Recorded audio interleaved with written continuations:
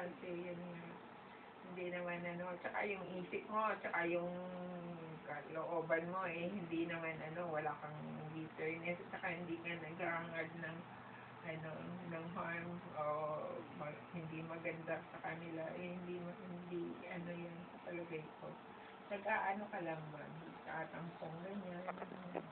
Pero naman, kahit sa family, di ba, mga nagtampuan, mga ganyan. Na-realize mo yun pagka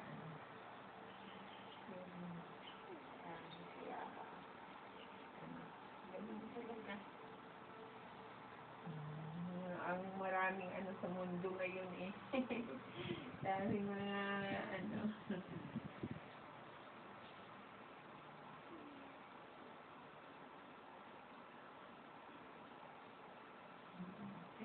sige lang pagka sige pa rin, yan tama nga yung sabi mo na yun,